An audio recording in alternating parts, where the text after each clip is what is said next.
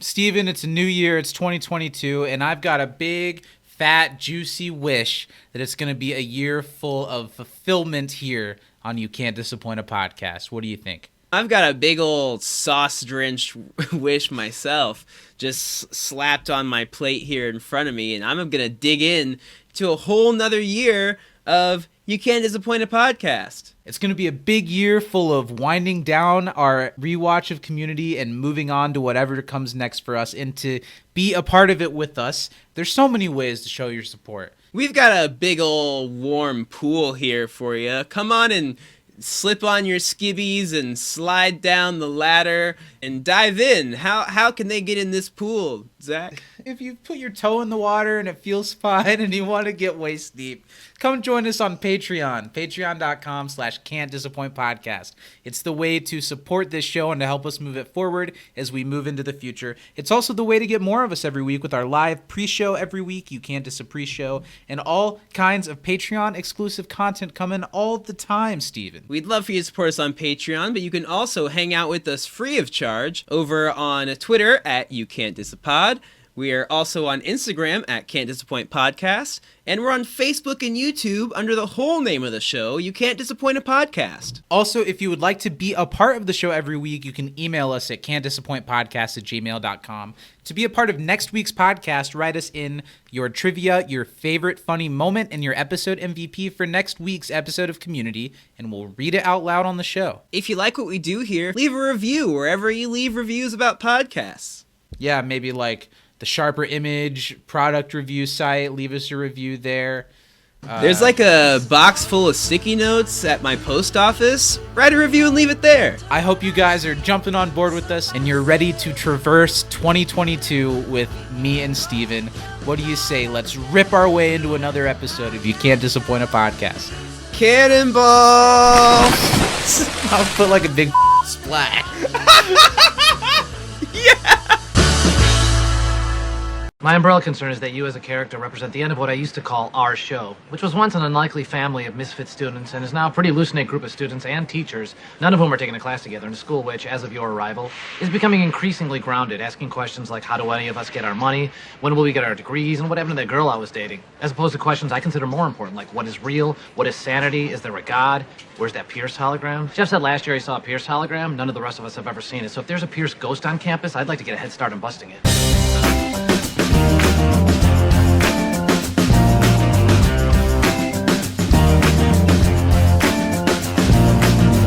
Is there any way we could share with the listening audience what we were just improvising about a little bit ago before we started recording?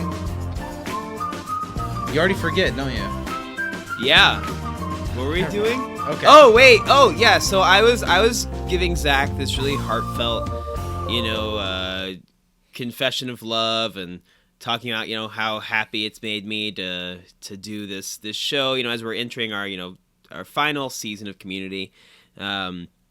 And talking about how, I picture my wedding day and see, him standing there in front of me with nothing between us but two microphones, some soundproofing, the police, and the Rio Grande. A couple nice river. webcams, not too nice. Not too nice, but nice enough. Yeah.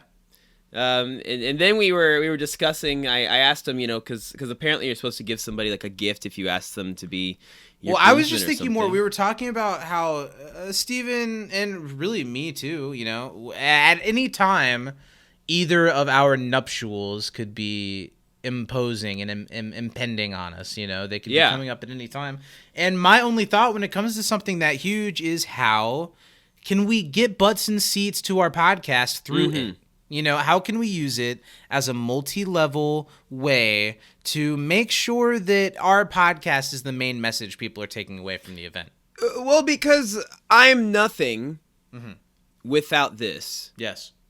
And I know you feel the same. I feel the same. You are nothing without this. So regardless of who I wed, It really honestly doesn't matter who. as long as they're It's more about the event. as long as they're a top tier patron, it really doesn't matter. Hi, everybody. Welcome to the final season of Community and here on You Can't Disappoint a Podcast. It's really our final season too, because as you guys know, as of recently, after we end here on Community, we're going to keep this show going until the end of the year, and then we're going to move on to not exactly greener pastures, but other pastures, right? Yeah, if anything, they're a little bit less green. Less green Dale, hey-o! But, and we've still got Yes, the final and. We've still got the final season of Community to get through, which I'm both excited, sad. I'm emotional about it because we've had so much fun doing this. We've done this for 2.5 years now. I feel like you and I have both come a long way in just about every meaning of that phrase since then, you know? Both moving, relationships, growing up a lot, becoming more confident, becoming more mature, getting a lot more silly. I don't know, just a lot's changed over the last 2.5 years, and this podcast has been one of the few constants throughout it. And it's not going to be that constant it's been for that much longer. You know, things are changing. If it's your first time, they are changing. Welcome to the program. Hi, I'm Zach, and like tears in rain, it's the final season. Hi, I'm Steven, and I'm high as hell, and you're about to get shot. I'm high as hell, and you're about to get shot. Awesome. That started playing, and I had forgotten that was from this episode, and I immediately that's started not just from this episode. screaming. That's like a season 1 thing. Okay, that makes sense. It's a music cue from season 1, and they brought it back in full effect in this episode, and like there's more of it than what we heard. I was really cool. getting into it. Yeah, I was really we're feeling here. it. We're here to talk about it. Hi, Steven. How are you? You have Hi. final season vibes? You feel like walking over and turning off the light switch as you're the last person to leave the podcast? You know, I every once in a while you gotta get up, you gotta push in your chair, you gotta take one silent look around the room that you've been in for 6 hours. Yeah. Then you Yeah, go for and real. flip that light switch because nobody else gets to use it. I want to touch base with you because you're a changed man. I over am. the last couple of weeks. You're a year older, a year wiser, and your hair is an awful lot shorter. It's true. I've gone through my own metamorphosis. I've aged. Did like a full-size Steven skin suit shrivel off of you a little bit at a time? That shit was disgusting. I It bet. was gross. Yeah, the several people called the authorities. I would. There's really nothing they could do at that point. You know. Just let nature take its course. Yeah, you gotta. Hey, life finds a way. But yeah, hair's shorter, year older. You know, a lot of exciting things happening. My feet are slightly less bum than they were before. Really? That's good. Yeah, I've been getting back to teaching a little bit. You know, doing some social dancing with the students and things like that. So it's been good. I want to tell a story. I wasn't sure if I was going to tell this on the podcast or not, but I had something happen to me the day after we recorded our season 5 roundtable, which was great. If you guys haven't listened to it, editing it and putting it out, I really liked it a lot. You should check it out. It was fun. So even before this, I've been trying to make an effort to eat healthier and to try to lose a little weight. And while I was working, I work for DoorDash and Uber Eats. So while I was delivering food, showing up at a Starbucks to pick up someone's order, I had to kind of park like an asshole because there weren't any spots. And so the Uber guy, you flip on your flashers, and I was in there. I was on a mission. I was going to grab my thing, get in, get out as fast as I could. And as I was doing that, I walk up to the door, and this dumb, like, old bald guy, he's like, I hope I can back out.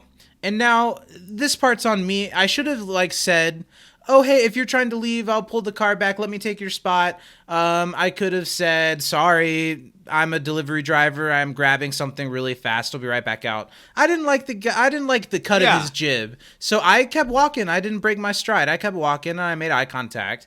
And then I walk a few steps further, and you're allowed to laugh at this because it is kind of funny, but it really hurt my feelings. First he said, nice mullet.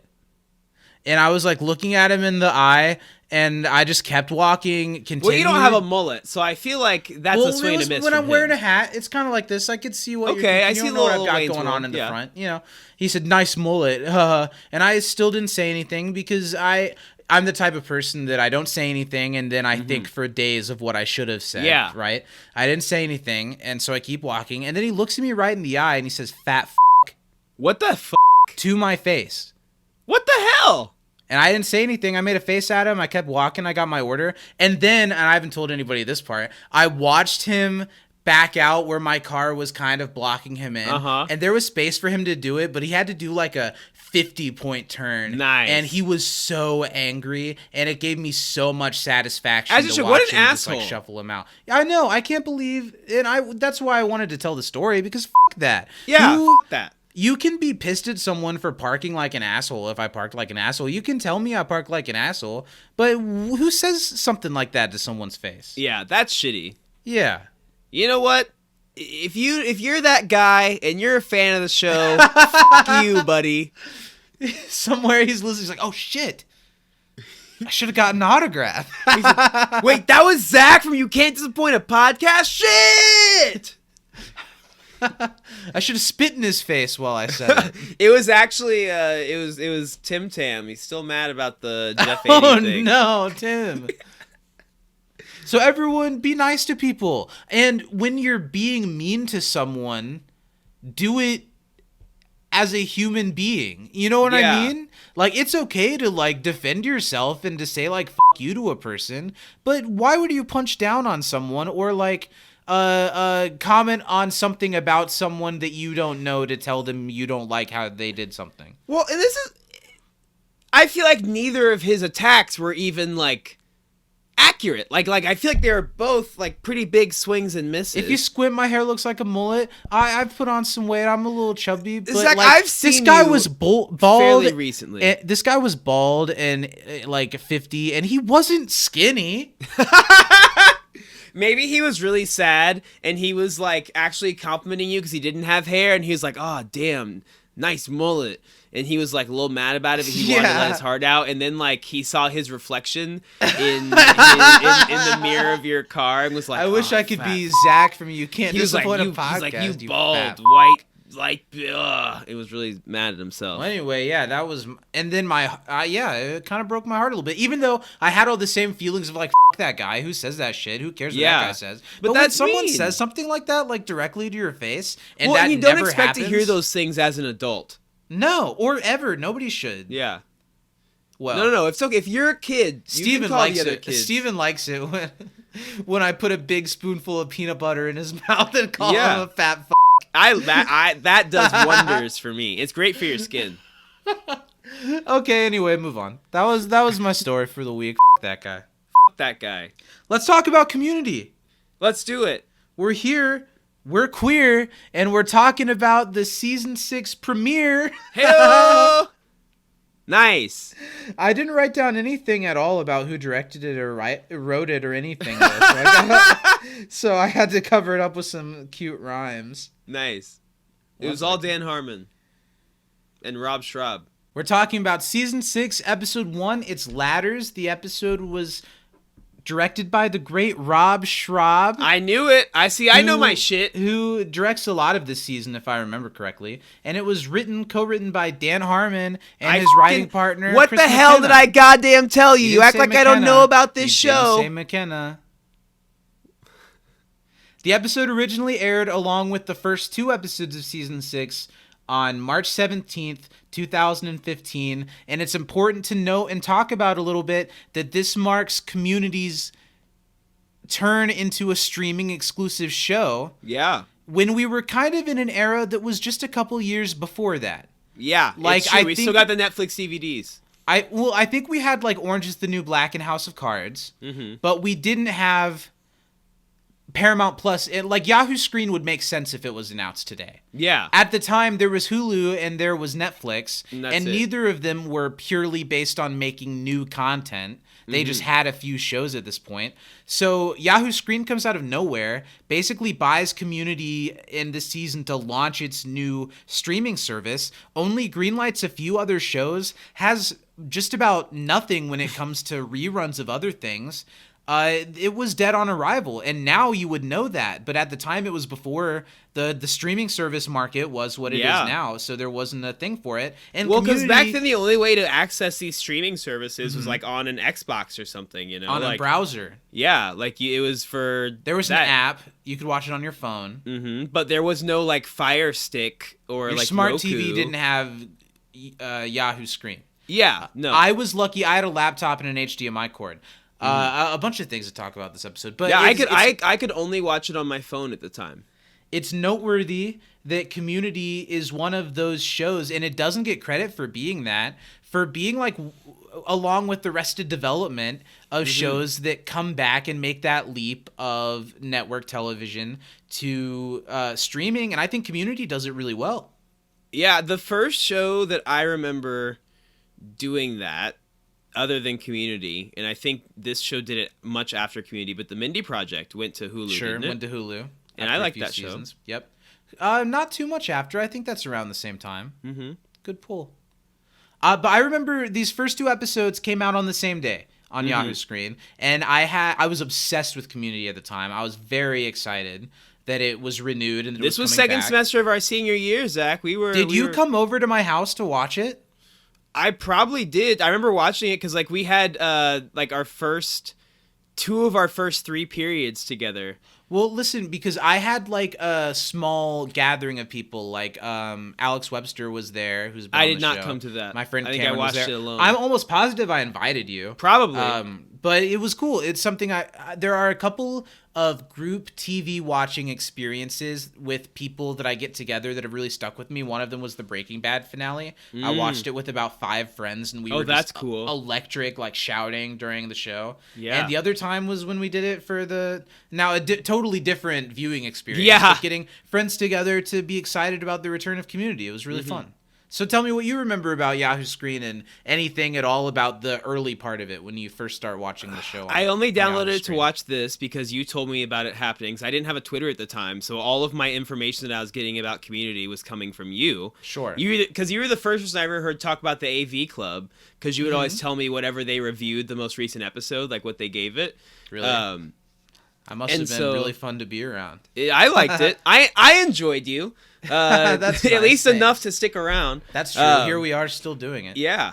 But I remember thinking it was really inconvenient. I didn't like watching it on my, at the time, probably Samsung Galaxy S2. Do you remember it doing the thing that every time there was an ad break, Oh my god. after the ad, it would show like the last second of what you watched before the ad? It had a lot of weird little glitches where even this streaming service, the process of watching its content was deeply flawed. It was not good. It was so inconvenient. I think that's a big part of the reason why I stopped watching halfway through, or almost towards the end, was just because I didn't want to go through the goddamn hassle.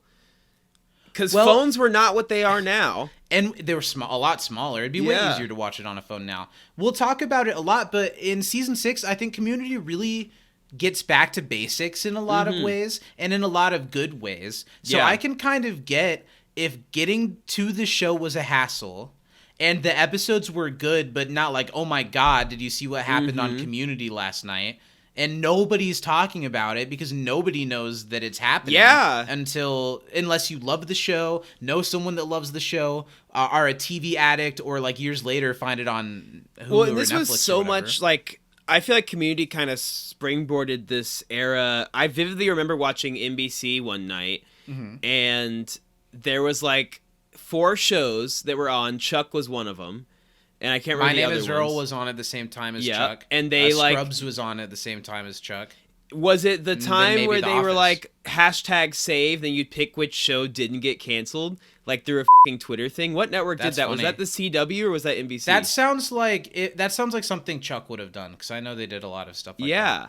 And like Community was the first show I remember like having people like freak out that it was getting canceled, and then actually something happened. So it was cool to like see that, but it was such an inconvenience getting to it that I remember being like, well, I'm happy to be watching this show, but I'm not happy to be going through all these hoops to get there. I definitely remember the reaction of someone being like, hey, Community saved by Yahoo Screen. I was like, yes, what?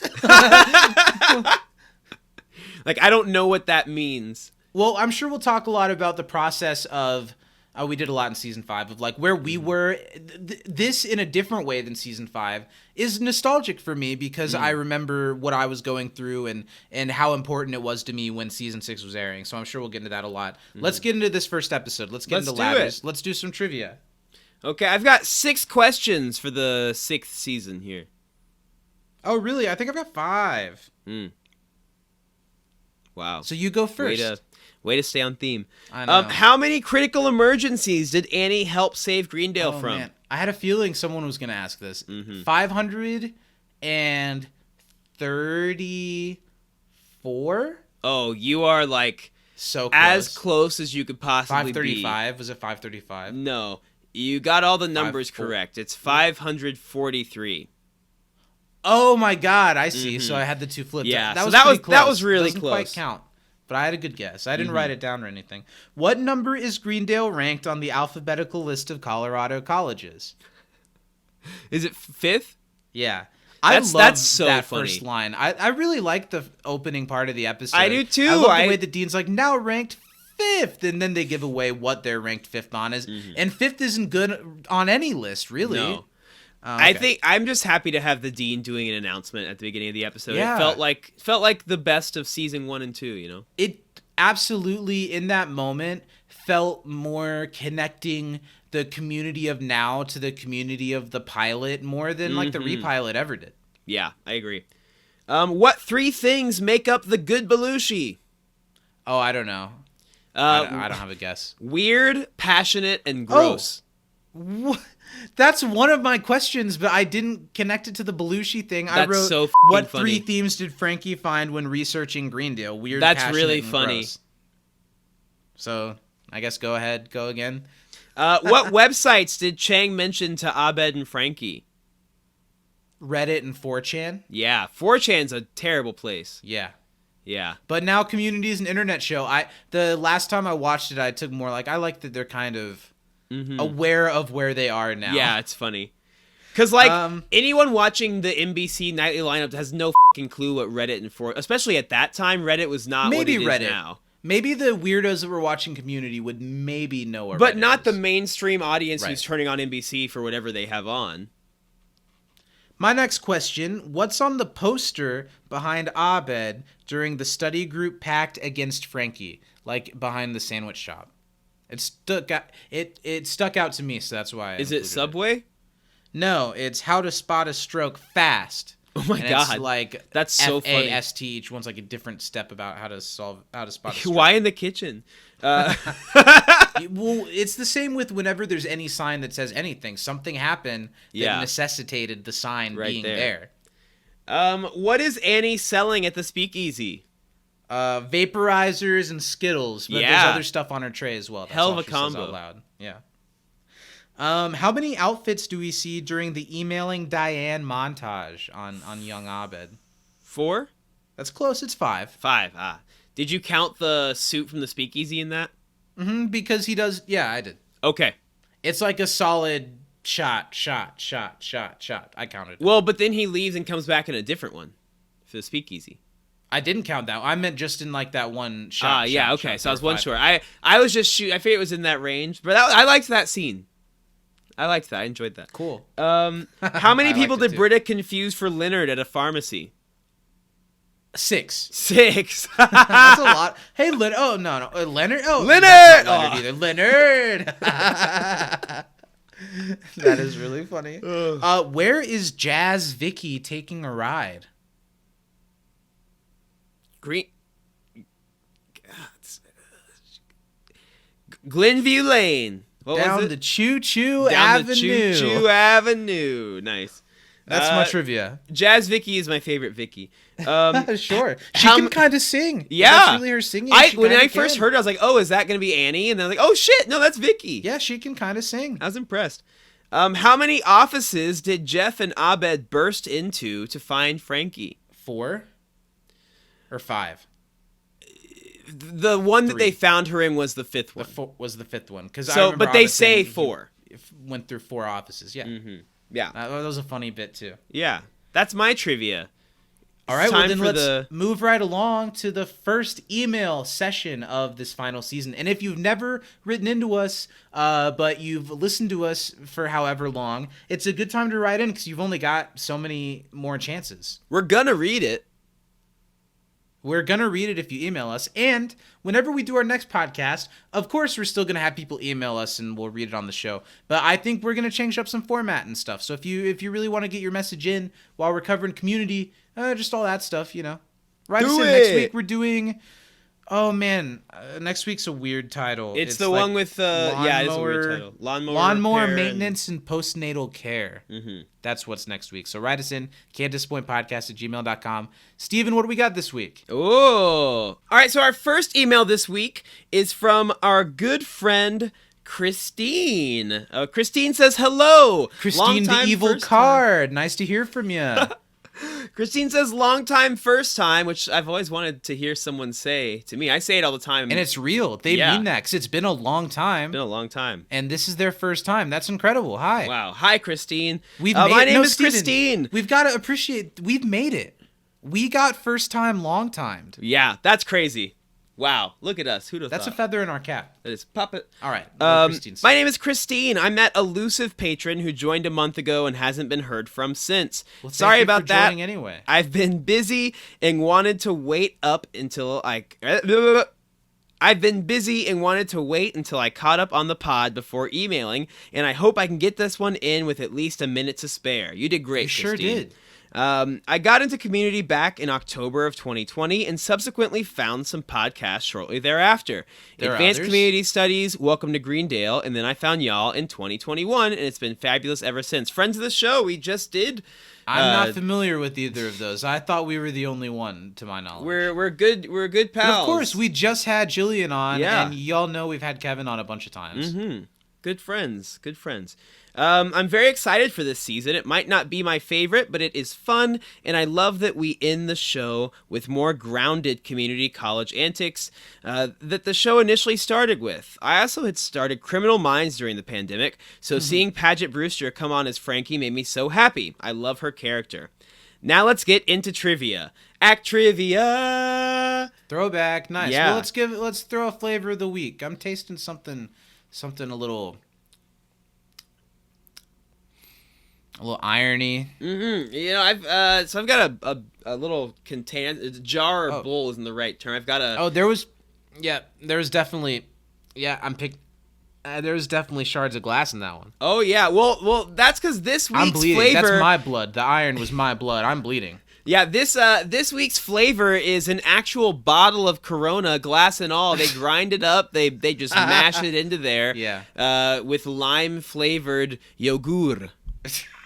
Again, not it's because yogurt. They can't legally call it yogurt. No, it doesn't have any yogurt product in it. It's actually could not be further from yogurt. It hurts. It's honestly mostly glass. Yeah. It hurts a lot. A little bit of yellow food coloring, which has a very pungent smell. I don't think the lime is just how it looks. It doesn't taste like lime. It tastes like glue. Yeah. There's glue in there too. There's you don't know this. There's glue to keep the it's label trying to on hold the glass bottle together, but it doesn't quite work. Yeah, they really focused on the bottle part and less so on the beer inside. Yeah. So thanks. Well, thanks for the email, Christian. Let's move right on. No time. Just 2 trivia questions today. Okay. From our pal Christine. Greendale is now the 5th on Colorado's alphabetical list of community colleges. What school went defunct to make that possible? That's like the Fat Boy Slim's something. Yeah. School for gifted children. I don't think it was that. What question? It's a college. Yeah. Why would it be the school for gifted children? They're gifted. That's why they're in college. Okay, they're in okay. Yeah, they're very gifted. What questions does Abed consider important? There are 4. We'll accept 2. What? It's like, where's what the Pierce real? Hologram was one of them. Where's the Pierce Hologram is great. What is I don't God? remember all the existential ones. It's like, is there a God? What is real? Yeah. I'm just gonna go with those 2 and hedge my bets. I feel like that's close. We've got God. We've got what's real. We've got where's the Pierce? Oh, what happened to that girl? No, that was earlier. That wasn't his. That questions. wasn't there. Oh, said because that I'm sure you're before. wondering what's going on. What happened to that Yeah. girl I was dating? Yeah. Now for funny moments. Frankie's straight reaction to Jeff's "I can't teach with free-flowing sobriety" was hilarious perfection, especially when you think about Jeff being a sort of Dan placeholder. That Yeah. was pretty funny. Annie's "Are you sure she wasn't actually being condescending?" And then Abed says, "Yep, learn to pick up on that one." And points at Annie. That was is really funny. funny. All of Chang's non sequiturs in the scene with Abed and Frankie, especially Kin's delivery of "You guys ever heard of the Slender Man?" Yeah, That was funny. Chang was great in this episode. Chang I'm gets gonna some good spoil. ones. Chang is not my MVP, but Chang was very, very, very funny. Chang when like Abed's not good at Change, he's like, I can spell. Screw you, Abed. Screw you. Yeah. It's really funny. And then Todd, just all of Todd. Love to see Todd. Yeah. Love Todd. Frankie's whole bit in the underground bar, the way Paget's body moves, she says, "Fart," is again hilarious perfection. I love when she's like, Leonard, you are old, and so your opinion is less valid. I don't really mean. I'm just trying to. Yeah. That was really funny. Now I forgot to pick an MVP, and I'm losing time to send this, so I guess I'll just miss that this week. You forgot. You forgot and didn't have time to write an MVP, but you had time to write about how you had forgotten an MVP. Well, there's more to come Apply after yourself. it too. Apply yourself. I'm very. Just I'm write very, Frankie or Abed or whatever and move on. And then she did a great job of doing the this guy. Like that's Nobody can excellent. see you. This is a child of the internet because that's Nobody like a knows what you're Japanese talking character The that's shrug. in there. The shrug. Yeah. It's like a dash, then a slash, I know then what an you're talking underscore, about, yeah. then a parenthesis, then a Japanese symbol for I think she maybe, and then boom, like boom, boom. I'm very excited for the next week because one, Keith David, and two, I finally get a week off from my big girl job, so I can finally watch the pre-show live. I felt Yay. like a fraud being a patron and not emailing or popping on the stream, but what better time than the last season, right? We're happy to have you anytime. What are you implying that 12:30 p.m. on a Thursday afternoon is 12:30 the perfect Eastern. time? That's not the perfect time for a live stream for an adult audience podcast. Come on. Every person I've ever asked to come to the live stream is like, I'm at work. Also, sorry for any weird formatting on this email. I can't access my Gmail on my work computer, so this is all being typed on my phone. Huge procrastinator over here. This But thing you will be didn't more have time to timely tell next us who week. your favorite character was. We really got the whole story on how the email came to be. Yeah, I like it. I Maybe do she too. wrote it out of order. Like she wrote it backwards and then still didn't have separate MVP. Still didn't have time. You two are hilarious, and I can't wait to find out what you'll be doing once you finish the show. See y'all next week, Christine. I think it's gonna be crystal meth and gay porn. Heyo. Is what we're gonna be doing. Trivia answers. Fatboy Slim's DJ School. So DJ same School. thing for gifted children. And the questions were: what is real? What is sanity? Is there a God? And where's What is that Pierce sanity? hologram? 3 of 4. Look at us. Good job. Next up, we've got an email from our good friend Timothy. Timothy says, "Love the show. I started listening around when you uploaded." This isn't Timothy Tamothy. This is a not new- Timothy Tamothy. Okay. This is a new Timothy. I don't know how soon I can let a new Tam into Well, my that's life. why I'm reading Timothy, not. I guess we do need a replacement for the old Tim Tam. I guess this one will do just as fine. Tim Tam, how Tim you doing? Tam! Good to have you. Welcome back. I started listening around when you uploaded episode 1 of season 5, and I'm finally caught up. That's so impressive how people like catch up to the show. We've We done put this so out much. every week. And do you really listen to all 2 hours of it? Do you listen to us say the Facebook every week? Do you listen to the 2-minute intro at the beginning of the episode every week? Because honestly, Zach edits this, and I don't even think Zach listens to all of it all the way through. My head is in other places. Yeah, I have gotten very good at doing other things while editing this program. That's why I forget to censor all the time. I found one recently. There was an episode not too long ago where the audio is not synced up at the for a chunk of it. What do you mean? There's like yours is happening twice because I think it's like synced up, but then like there was like an edit or something that happened, and so yours is like a little bit Really? off but I think the Zoom audio is there too, maybe is what happened. And so everything you say is twice and everything I say is like in line. Whoa, when did that happen? I had no idea. It happened fairly, it was an episode Danny was watching not too long ago, but it wasn't like the most recent episode or anything. I was like, wow. Was it one of the season finale episodes? Maybe. Is it bad enough that I should try to fix it? It's for like 20 seconds of the 2 hour part. I don't care about yeah, that. Yeah, it was. That probably is. That's why I didn't say anything, because it was like a short thing. It's probably because I made an edit and I used the Zoom audio to. How is this part of the podcast? I use the Zoom audio to like link everything back up sometimes. Yeah. And then I probably like forgot to take the Zoom audio back out. So it like. Okay. Yeah, it was a minor Where thing. were we? Where were we? I started Let's listening see you around when you edit it. uploaded. Okay, finally caught up. I really appreciate the podcast and both of you. I will do my best to get emails in on time going forward, and I have a busy life, so no promises. Weird f***ing flex, Timothy. All right, you got shit going on. Good for you. I already don't like new Tim Tam. Trivia with answers at the bottom. Tim I Tam's appreciate got a that. job now, I guess. Danny always gets mad. She's like, how did you guys not get those answers? And I'm like, because you didn't put answers at the bottom. Don't come at us because you half-ass your email. Yeah. Yeah. Don't mess with us. It's kind of up that that's how you talk to your girlfriend. We brought you into this world. We made up your fake Patreon account to pay ourselves. Danny, there was never a Danny. There never The has time been. she was on the pre-show, it was just a second me in a wig. Yeah. The glasses. Should have been able to tell. Yeah. What year did Leonard throw the first Frisbee onto Greendale's roof? Ooh. Was it 1984? I'll go with that. Sure. Seems right? What 3 themes does Frankie say Greendale is perceived as? It's weird, it's passionate, and it's gross. Yes. Whose name is on the door sign that Abed cleans in his montage? Duncan. Aw, cute. Did you not see that? He cleans. I saw Duncan's Professor, but name then my black. eyes Yeah. didn't perceive the dunk. Yep. Who do they not serve in the secret bar? I don't know. I don't either. I missed that line. Yeah. Wow. The email continues. So, honorable mention to Abed because he's great in this episode. He makes me laugh consistently, and the montages are my favorite part of the episode. And my MVP has to be Frankie for this being her intro episode and truly her being a humble outsider who came in and rocked it. Watching her go Absolutely. back and forth with the study group and then realize I'm just a different type of f***ed up and these people can be my family. Aw, sweet.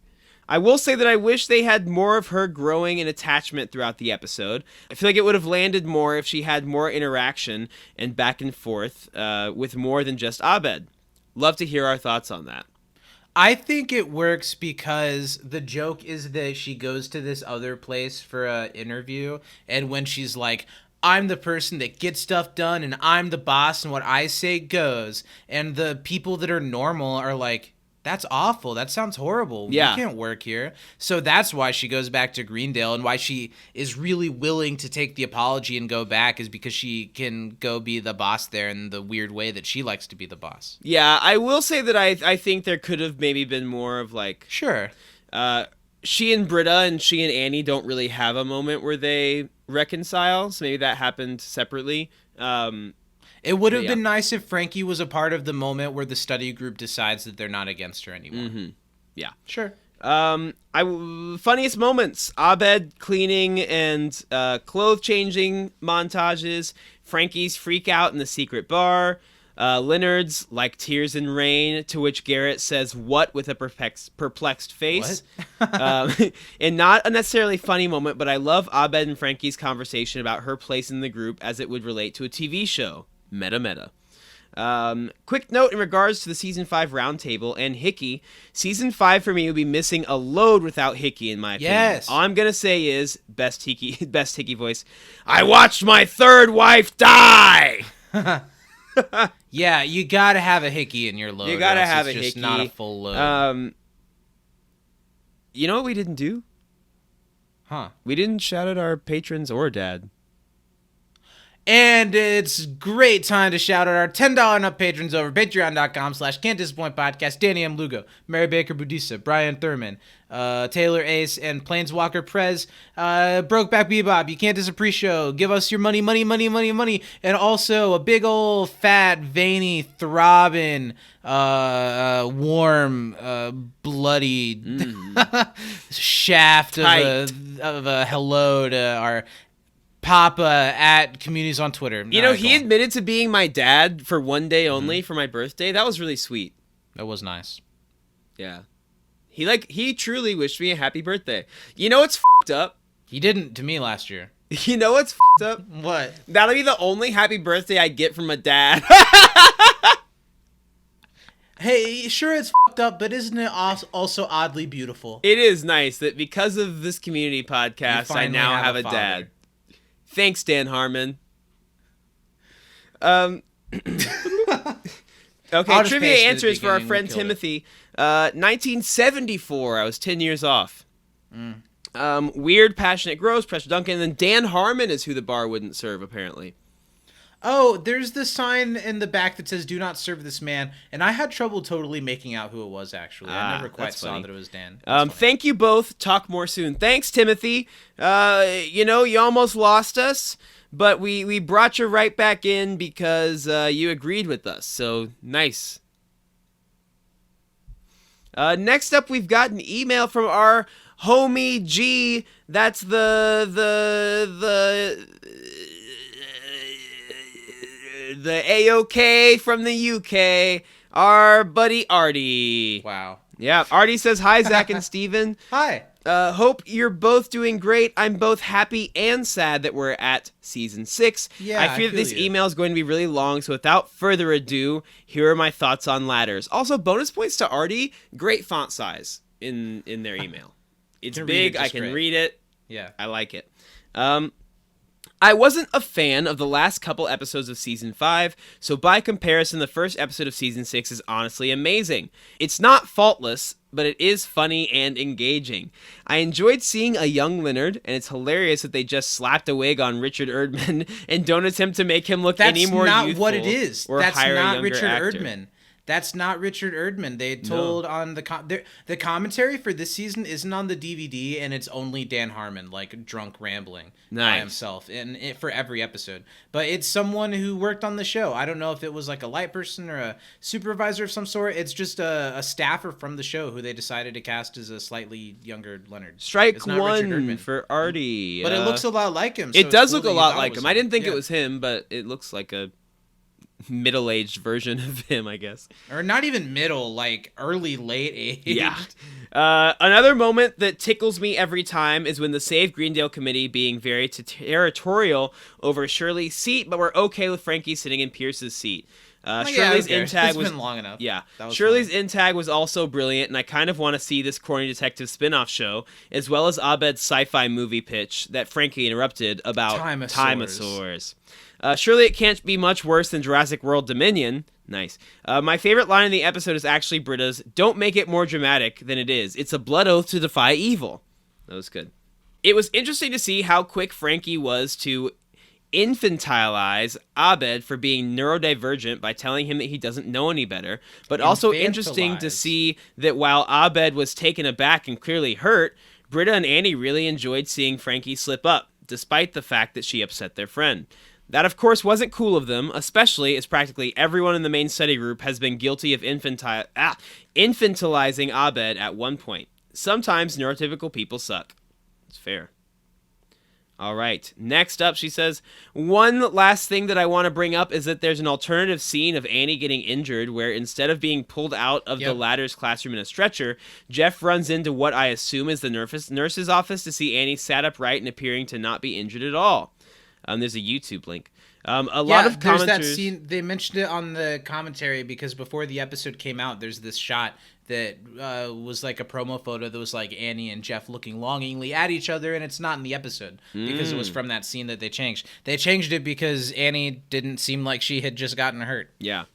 A lot of commenters from the video when I last watched it expressed that they preferred this alternate version because there's a teeny bit of romantic tension in the scene. But I feel like the addition of the stretcher and neck brace in the following scene was a better comedic choice. And truth be told, I don't shift Jeff and Annie in the slightest. You're back in our good graces, Artie. That's how you do it. You're on the right show. Apologies for no trivia this week, but I do have an MVP for the episode. It has to go to Frankie. In part because after several rewatches, I still don't fully understand why Britta and Annie feel threatened by her being competent and doing her job. I understand why Jeff doesn't like her. She came between him and his I understand why booze. Annie is. I like her role as a straight woman, both in this episode and in the season overall. Yeah, I get why Annie would be like a little bit. I think they'd but... come around on each other, but I hope so. Looking forward to hearing your thoughts of the episode and the last season overall. And I'm excited to hear about whatever shows you plan on dissecting afterwards. Yes. Artie. Alf. P.S. It's In gonna be my Alf. last email, I dropped in the phrase, had a bit of a Barney, and it was 100% written in the intent of baiting either of you into attempting an East London accent again. Glad to know it worked. It doesn't take much. I can tell Steven wants to do it again right now. I do. Had a bit of a Barney. Sorry, everyone. Oh, I had a bit of a Barney. I'm gonna be late. Sorry, I'm gonna be late to work. First time. I had a bit of a Barney. Nice. I like it. You know what British thing I like? Yeah. I like the phrase "taking a piss." Like, are you taking a piss? Yeah. Yeah. Or you can and take also the piss. saying yeah. somebody bend it. That's good. Like they I don't crash know into if that something, one's they real. bend it. Like they try. That's real. No, you. I watch that a lot up of just- F1. And then another one I like is absolutely Mullard. If Artie could add any insight to that one, that'd be great. Thanks, Artie, for writing in. Next up, we've got an email from our friend Brandon. Wow, shout out to everyone writing in this week. Thanks, we love to hear from you guys.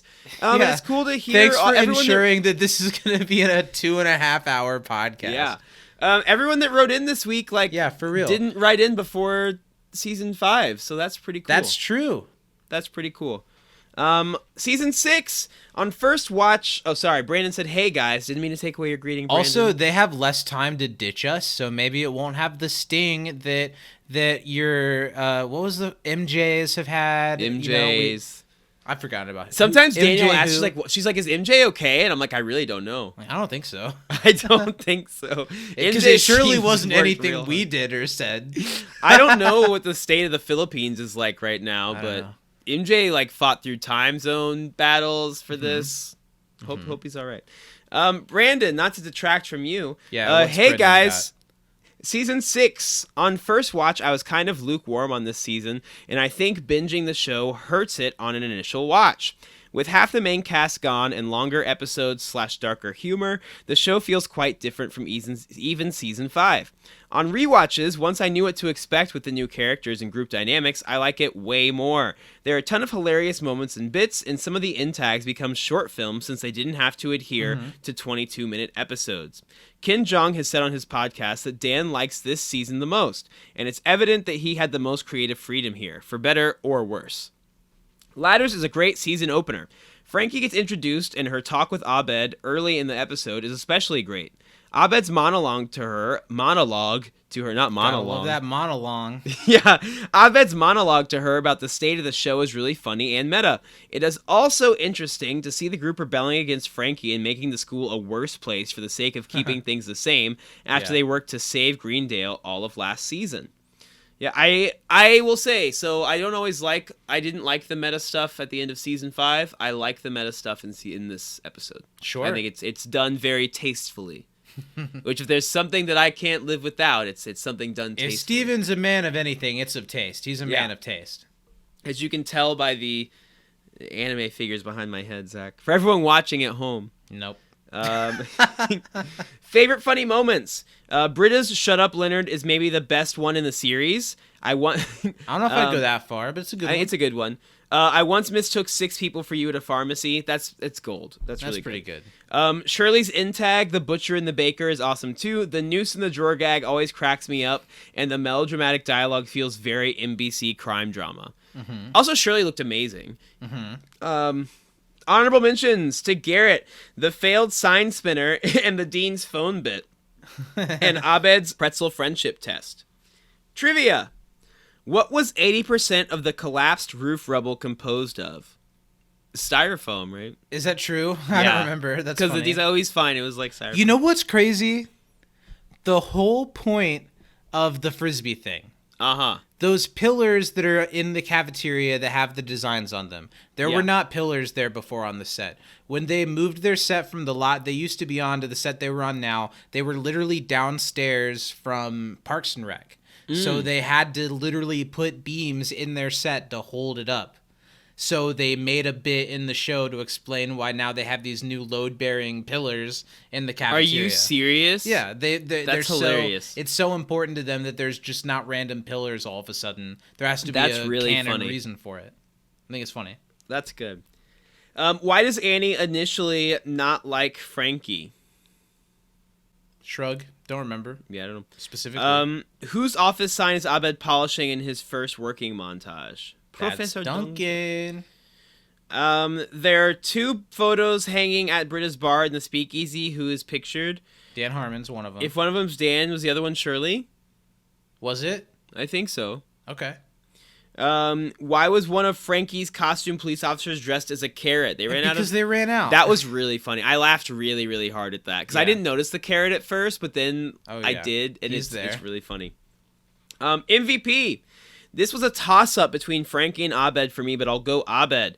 He makes the rest of the group come around to liking Frankie and gives her a chance in the first place, and I related to his boredom with emailing invoice confirmations to Diane way too much. Final note, the Frisbee/roof collapse scene at the beginning was really well done. I assume some of the Frisbees were CGI, but Garrett sliding through the doors looks really convincing. It does. I probably missed some funny moments, but I really enjoyed this episode. Next week we get the Dean in VR and Britta's parents, which seems to be a bit more divisive for various reasons. Thanks, Brandon. Well, thanks, Brandon, for writing in.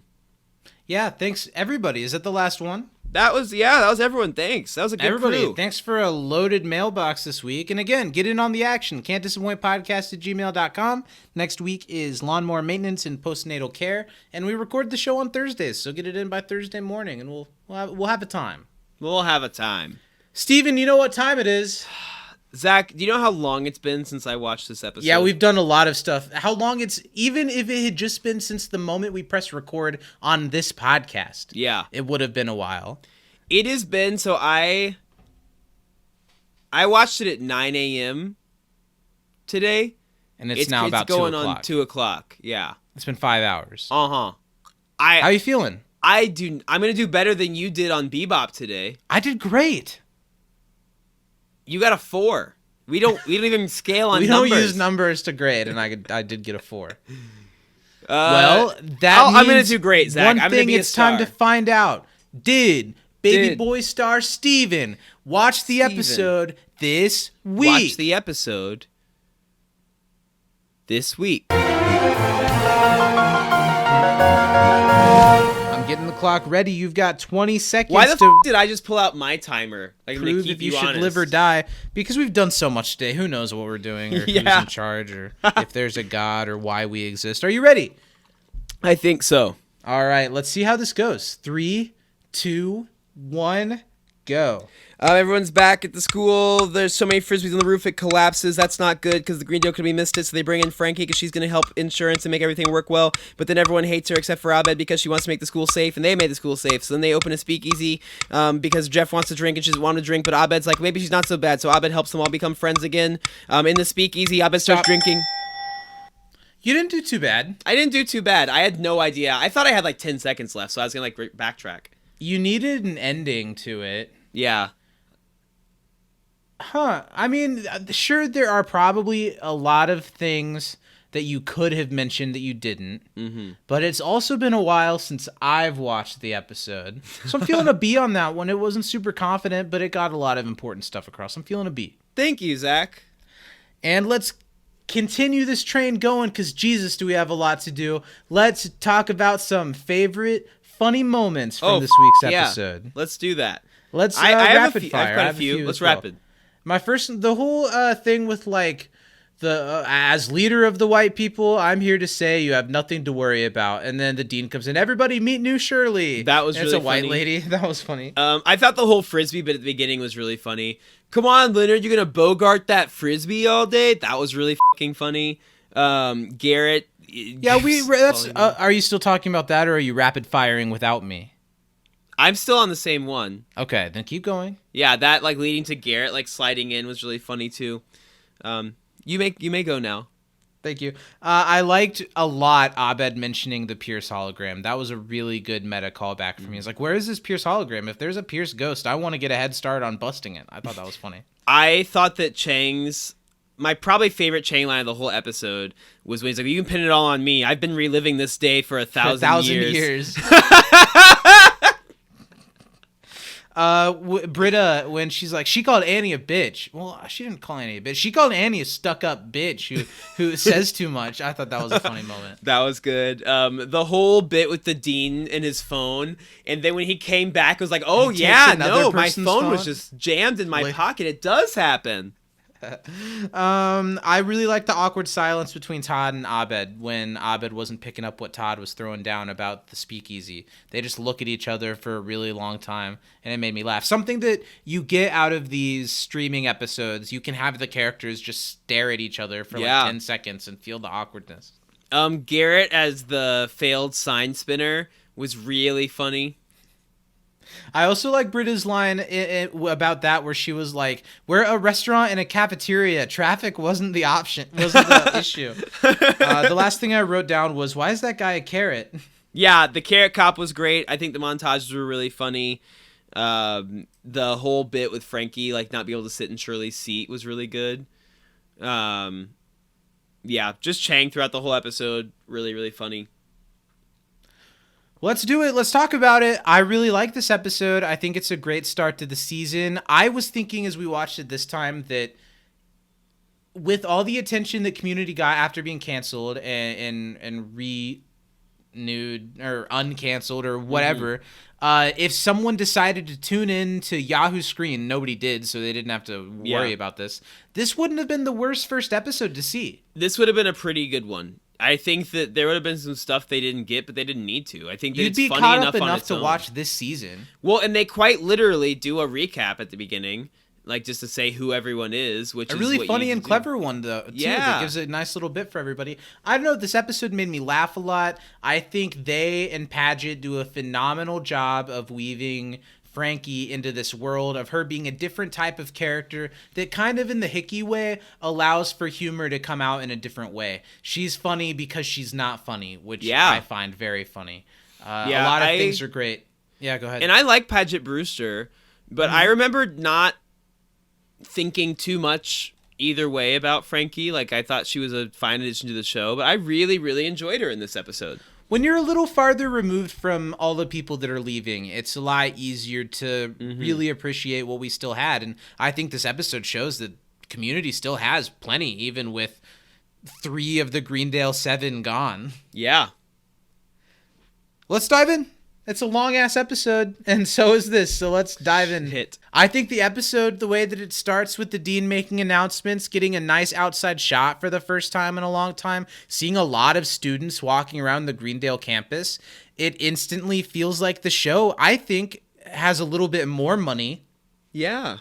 And I think it feels like season 1 a lot, but in a season 1 with the knowledge of the last 5 seasons or whatever. Yeah, I love the bits about, like, each character when we get going. I mean, Jeff's still a bit of an asshole. Him pretending to plug in his car without it being electric. Britta's is so funny that she's got this, like, she's pretending to be homeless to make homeless awareness, like it could be anybody, but it's because she's homeless and she's living in that tent. So freaking funny. That's really funny. Abed, I've got to say, I think Abed is pretty on fire this episode. Oh, yeah. After being a little bit sleepy in season 4 and 5, this episode goes right back to Abed ticking in the way that feels true to him. He feels like a real person, and him talking about the show being a show isn't as far up its own ass as it used to be. I think Abed's great in this episode. Danny brings in a tremendous performance. This is one of my, favorite Abed episodes, and this is a strong episode for multiple characters. But Abed, and he's just on fire this whole episode. I think that this is one of the most Abed has felt like Abed to me since maybe season 2. Like it's like he is like Abed in the best way possible. I think maybe you'd eat your words if you looked at some of the stuff, but I see what you're saying, and I don't disagree. I feel like Abed has woken up after being kind of asleep for a long time. Yeah. I really like the whole roof collapse thing. I think it's a funny way to get things started. There's a nice tie into what happened last season, so it doesn't feel like a total reset. There was one thing that the Save Greendale committee missed, which is that there's just thousands of Frisbees on the roof because all people do is throw their Frisbee and get it stuck on the roof of the building. It's really funny. And one Frisbee more is just as many as the roof can take, and it starts to collapse. The cafeteria starts to rain Frisbees. I have a question. So the episode, we get the classic Garrett shouting the problem, right? There's always Garrett shouting what's going on. Is it funny every time, or is it losing its luster? It's still funny. It's still funny. Eric Charles Nielsen is a gem. Frisbee. It's because it's not like it's not clear. Yeah, he's not warning anybody. There's like 50 There's Frisbees quite already a few Frisbees that have fallen. And then what this season does so well, and that it shows from the beginning, because I remember watching this episode for the very first time and being so excited for new episodes of Community and seeing like the young Leonard flashback playing Sweet Emotion and then the like sands in time, the Frisbee crumbling before him. I remember watching it and just being like, what the fuck is this? And now years later, I can so much more appreciate all of the non sequiturs that this show has. Yeah. It doesn't matter that it never comes up again. It's funny. Well, and if I don't know that the rest of the season is going to keep up with this exactly, but this episode, I mean, it's not in my top 10 by any means, but I think that it's a very strong episode and that there's not really anything to complain about with it. I even like that in the flashback with Leonard, we see it concurs with what we learned about Greendale at the end of last season. I thought that was kind of funny. I also like that Leonard went there with the intention of going to the computery college, but just was still there. There's some really good Leonard moments throughout this episode. Yeah. They did a great job, and it's because there's so much extra time in the episode. You can have every all these main moments. character we have left gets some really good moments, and so many of the side characters that we've grown to love so much get some good moments. The opening is a little bit jarring with all the extra sad. cootie The catcher cootie things. catcher's got a lot sad. of extra spaces. But what I do appreciate is a lot of other shows would just shorten the theme song. And the Community theme song does so well for setting you up for the show that I think it's good that we still get to hear the entire refrain. Oh, yeah. But yeah, there's like 3 or 4 extra drawings without a name or anything on them, and they land on them for a while. It is a little jarring. A lot of people have left. I don't know why Britta called Neil Fat Neil there, but That's the joke, is that they're such bad people that she's... That's fair. She doesn't know. She thinks Garrett is... mistaking them for each other, yeah.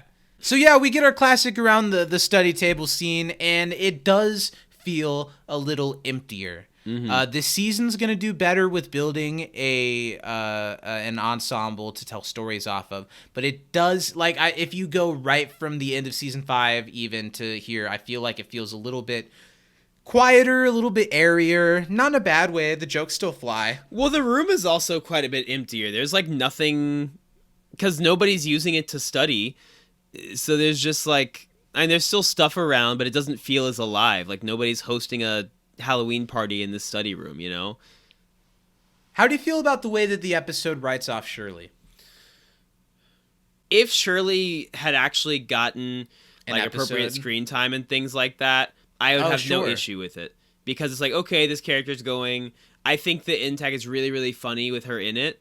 But I think that it would have been nice to have this person that's been on the show since day one get some sort of sending off meaningful episode, because ending. Even Pierce, after he was fired from the fucking show, still got an episode. That's a good point. And that's shitty.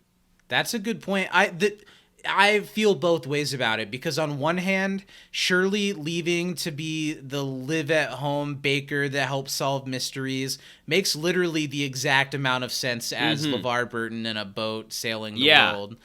It's what you said, though, is what's problematic. It's that the show has proven in the past that it can say goodbye to a character without that character meaningfully. Mm-hmm. And in this episode, they send off Shirley the same way they treated her when we had her, which is Shirley's gone and let's move on. That's okay. Yeah, it's shitty. If anything, that's my issue with this episode, but it's they not... handle it fine because Yeah. on one hand, she quit the show and the show did what they could with that, Mm-hmm. right? I don't know. I like when I was like, did she spin off? And then Britta, nobody spins off Abed and then literally describes the plot of a television show. She went off with her uncle, or not. That's not what she did, but you know what I mean. It's this character went off to do this thing with this person, and the ex-wife is murdered. I don't know. I think it's funny. Yeah. It's very TV show. Did you think the white people jokes are funny? Chang saying, do any of you Yes. white people see what's happening in this group? I do. Well, because they truly are getting rid of all of the minority people, just one by one. It is true. And even Joel is really funny saying, well, as leader of the white people, Yeah, that I was can assure funny. you that you're fine. If 1-2 punch, there are a lot of great jokes in this episode. 1-2 punch of that being the introduction to Frankie. The replacement Shirley and Abed and Chang just looking at each other. Like, see? That's a white lady. And the teen's like, I'm just kidding. This is Francesca Dart. I really like Frankie. I think she fits into the show really well. She feels kind of cut from the same cloth of characters like the school board people, but she's like this hyper anal person that works in the bureaucracy of this town. I don't know. I think it makes total sense. I like her a lot. Well, and she is going to fill a nice straight man role that was kind of shared a lot of the time by characters. But that's what makes Frankie so funny, is that she's so straight man that she's on the opposite direction back to being crazy with everybody else. Yeah. And she says she comes from a whole family of people who are literally insane. So the Dean phone bit is so funny. Jim Rash is really great in this episode. He gets funny bits throughout. Suddenly, the show proves that with a couple less characters, they really have time for each of them to do something. Yeah.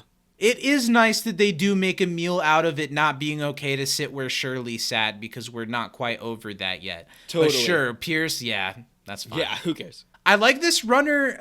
I think this says a lot about why Annie and Frankie butt heads. The moment where Frankie pulls out her binder and it's all sleek and black, and it makes Annie, who's just as detail oriented, a little bit insecure about her colorful fuzzy binder that she has. And there are a couple of weird little moments between them and a nice moment at the end that kind of follow that thread that I like a lot.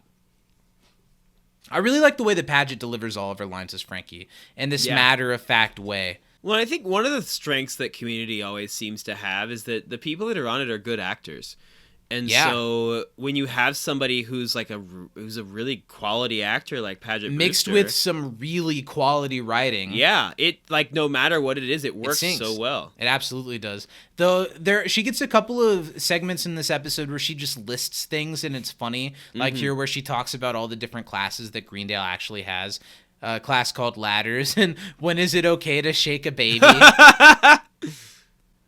More to that class than you'd think. Yeah. So she's here to say that she's in charge. She's going to corral a little bit of the craziness that goes on at Greendale, cut some of the unnecessary, silly, cartoony fat, and make it a little bit more of a real place.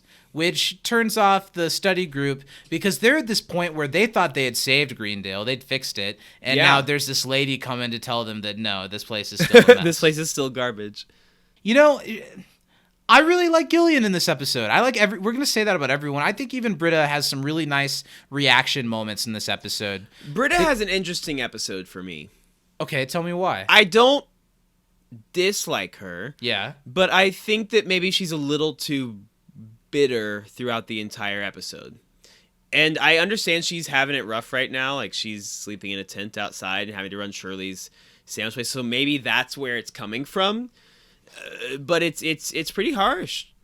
I think I like Britta in this episode because this episode has enough time for us to see what happens when these characters just like sit around and hang out.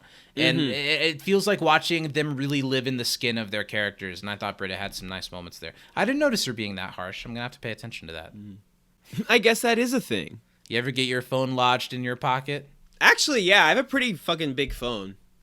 The way when the dean is like, so yeah, anyway, what is it that what were you talking to me about? I thought was really funny. The way that he just trails off and keeps going, not convincing. Is it you don't like Britta as the disgruntled sandwich shop employee? Not even the sandwich shop part. It's more so when she's not actively at the sandwich. Like, even just, like, before when she was like, what a bitch when Paget left the room.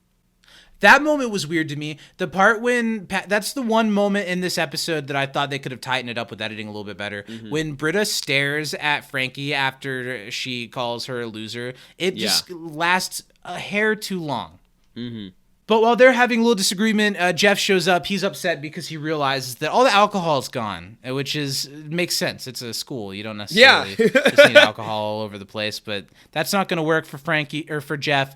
And he and Frankie have a little spat about it, leading to Jeff having to come to terms with whether or not he's an alcoholic. He'll say no. He won't. Does he come to terms with it? He won't come to terms with it, but it's brought into question.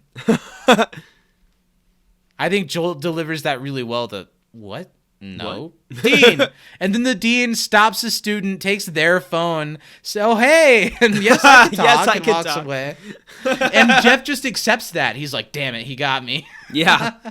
Meanwhile, Annie shows up and she's showing all of her list to kind of, I don't know, think like, oh, Frankie, I'm you too. I'm doing what you're doing. You don't have to worry about it. I got this stuff. And just in the short time Frankie's been here, all the stuff on Annie's list. She's getting shit done. She's getting it done. Plunged, deported, and exhumed. Peanut buttered. And she kind of condescendingly, this is pretty, to Annie's pretty binder. Oh, you know what's funny? My favorite Chang moment that I didn't even mention when it happened, when Frankie's first introduced in the study room and then she leaves, Chang says, "It was good to see you again, Professor Slater."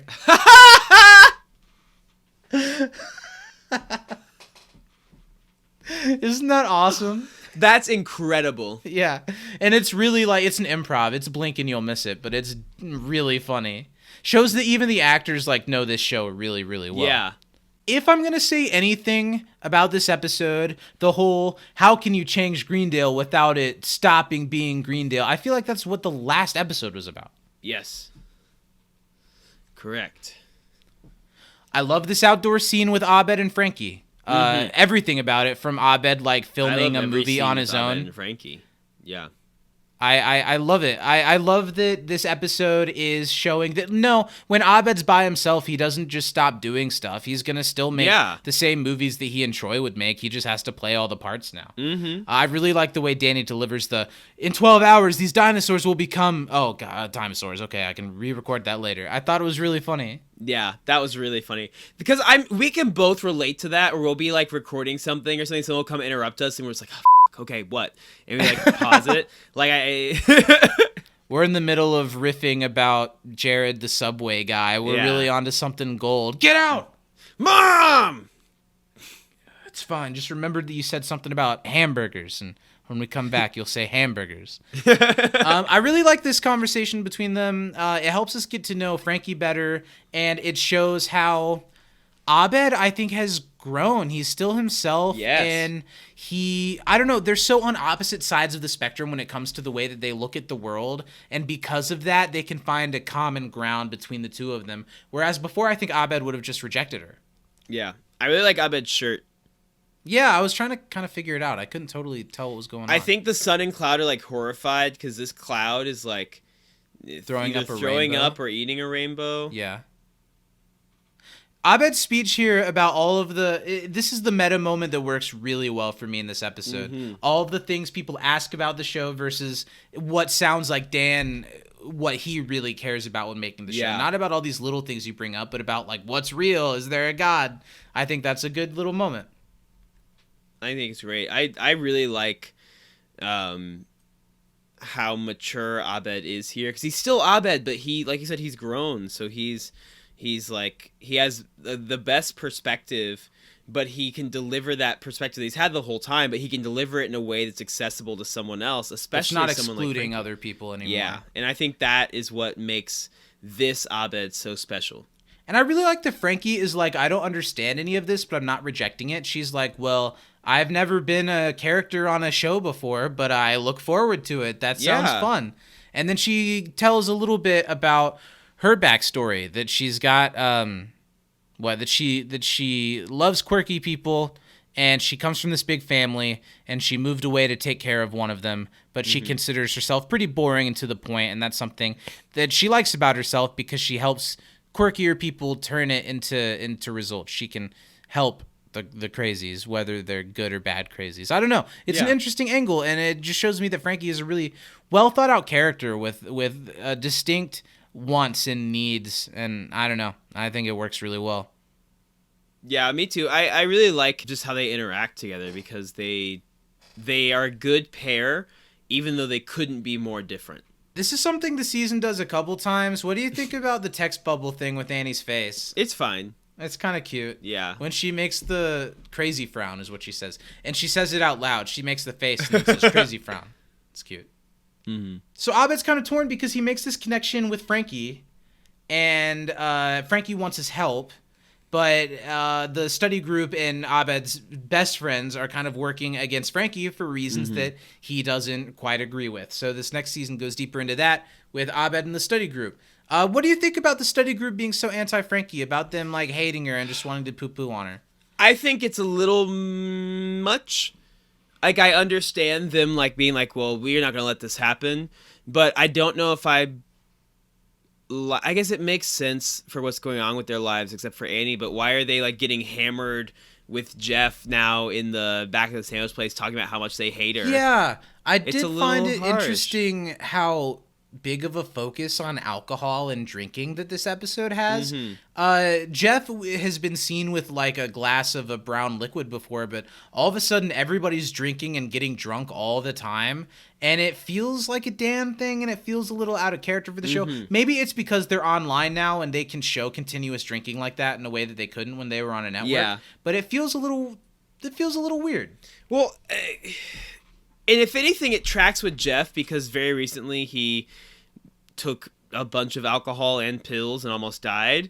But I don't love seeing Britta in this way, where she's having such a tough time that she's just getting hammered in the middle of the day. Or even later on in the episode, Abed being like, I'm working and I have a hangover. I'm going to take a break for lunch, and then he goes and drinks more. Yeah. I want to comment on how good Annie The being sweetly condescending to Abed, saying, "Are you sure she wasn't being sweetly condescending?" And Abed's like, "Yeah, I know that one. I know that trick now." I thought that was a really good moment. This is a great Abed episode. Yeah. Because it is a 5th season Abed. It's an evolved Abed, but still very much is the Abed that we know and love and all the things we know about him. So the study group minus Abed are trying to make a oath, like a blood pact against Frankie to preserve the weird Greendale. Yeah. And Abed's not in. He's not in. I thought this was another moment that could have been edited a little bit more quickly. Yeah, the pretzel drags thing, on a little. When Abed like stares at them and calls them a bad friend at the end of it, it does drag on a little bit. Yeah. I do like this. The show's finding new dynamics with these characters now that we only have so many of them left. I kind of like the idea of Jeff, Annie, Britta as kind of the like Greek chorus of bad opinions. Yeah. I think Joel is funny in this one. I think he's always really funny when he gets to just be like one of the study group. And I think that's when he's at his best. Honestly, my favorite Jeff episodes are the ones like this where he's like, I'm just going to be drunk and make side comments the whole time, and it works. It's something, this pretzel joke, it goes on for a long time, and it's not that funny. It's in moments like that when season 6 really feels like it drags at times, because there's so many non sequiturs that work that they have time to make a whole 2 minutes of the episode about it, because who cares? But when it's not something that makes you laugh, it's boring for like 30 seconds before it gets back into the episode. Yeah, this one didn't make me laugh. I don't have any issues with this. No, not scene, huge. But it wasn't particularly funny for me. I think this episode's free from most of the issues that I remember from season 6. And honestly, season 6 is the season that I've seen by far the least amount of times. I've only seen what I've seen once. Like, there are episodes like... That's not true. There are episodes like the... Don't you goddamn tell me what's true. I've seen one episode more than once because we watched it for a specific reason. The Dean Olive episode I've seen about 10 times. Yeah. And there are a couple episodes I've seen probably 3 times. But there are episodes I've only seen 1 or 2 times. I can think of, for sure, the grifting episode I've only seen once. So I'm a little bit excited to see. I don't know. Are the problems as bad as I remember, or am I making them up, or will I like it from this angle? This episode is almost completely free of those issues. It's just little moments like this that remind me what I remember being a little off about season 6. Britta's face here when she's like talking shit back to Annie, she makes a really funny face when Annie's like, well, maybe each burnt sandwich wouldn't be as bad if it didn't come with your burnt attitude. And she's like, I don't know how I just think it's intentional funny. it is, but they do Britta's makeup really different in this episode from what they normally do. You think like, so? With her eye makeup especially. I can tell that she looks a little bit different, but I didn't pick it up as a makeup thing. You think that's what it is? Or do you think it's just a season away glow up for the actress kind of thing? It's not in a good way. I think they're like intentionally trying to make her look a little like run down. Like her eye makeup is a lot less. Oh, like, I didn't notice that. Yeah. I just noticed like here she's at work, so she's in like a gross brown polo and working and stuff. You know what I mean? Yeah. I noticed it really in the scene when they were making the pact a second ago. It really stands out when Annie's wearing this very adult, very stylish outfit, and Britta's wearing a brown polo. Yeah. Oh, I should have made a trivia question about some of the the menu? Shirley sandwiches menu. Yeah. There's like beef of burden. There were a couple Pork of boy. funny puns. And here, we're about to get, not the first time, we saw him once in season 5, but the return for good of friend of the show, Darsan Solomon, as Dave. He gets a funny moment. I mean, it's more what happens around him that's funny than what he does, but I'm sure it was really fun as a extra on a show like this to be a part of a scene with these 3 actors and to get to do this thing. I think it's really funny that when he complains about his burnt sandwich, Britta's like, well, you're frumping on a black-owned business by doing this, which is a little ahead. Not that black-owned businesses is a new idea, but the idea of hyper-supporting black-owned business as a like corporate thing, you know, that's really been over the last couple years. So this joke seems a few years early ahead of the curve a little bit. Yeah, it's funny. I did think it was a little weird.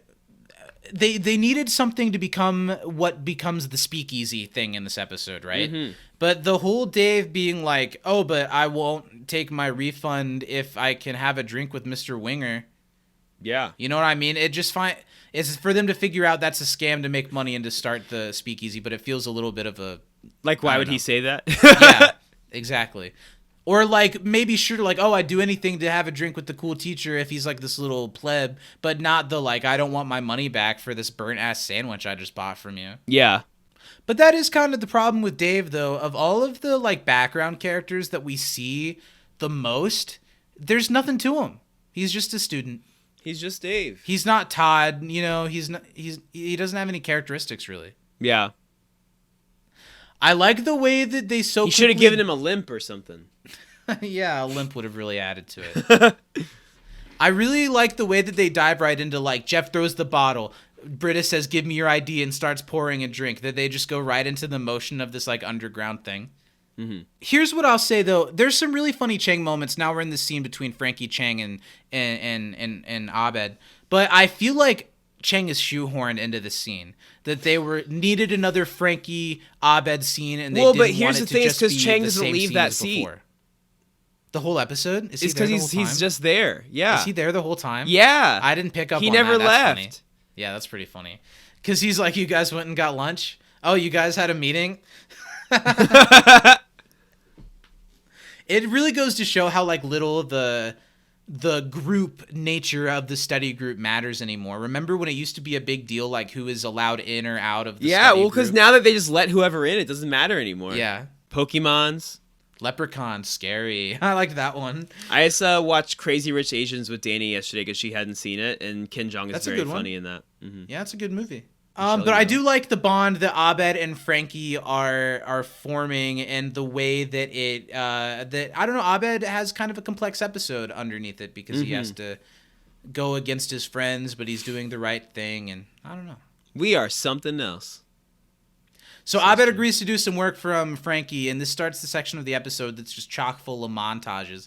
What did you think of all the montage? I thought they were moments in the episode? fantastic and I hilarious. think every single one of them is pretty funny. From the moment in the beginning when Frankie calls out, like, why are you doing this? I gave you tasks and these aren't any of them.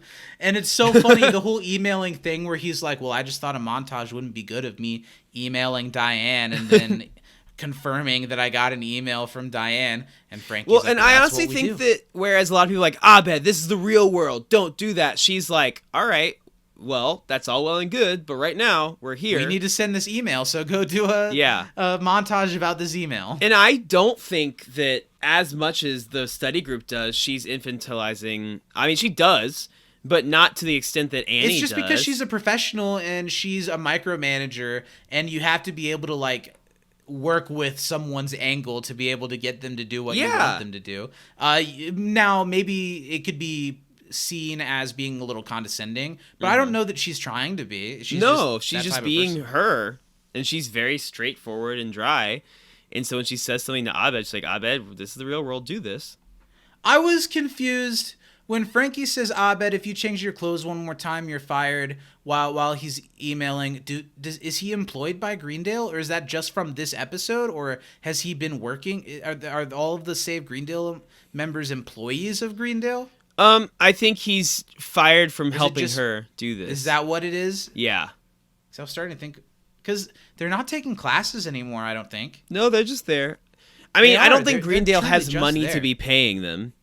Well, they are all taking classes still. That's the thing. Annie was in ladders. Oh, that's right. Annie They're was just not in taking ladders. the same You're right. classes. You're right. I really like the Todd moment. I love how this episode brings out a lot of the side players and gives them a little moment. Abed just absolutely not pick. Even evolved Abed can't pick up what Todd's throwing down, and Todd's Not just at so all. awkward. The face that he makes at Abed and holds is really funny. So Abed tries to walk away, and then Todd's like, no, maybe you should order the special. And this brings up the speakeasy thing. I think, if anything, the speakeasy I could have done without. Really? I don't dislike it. I I like it the actually speakeasy. quite a bit. I think it's fun. But I just feel like it was a little bit trying to do a community thing when the episode was just fine as a school shenanigans thing. Well, I think I like it because they don't go that deep into it. You don't see them I coming do like up with that it. about it, sure.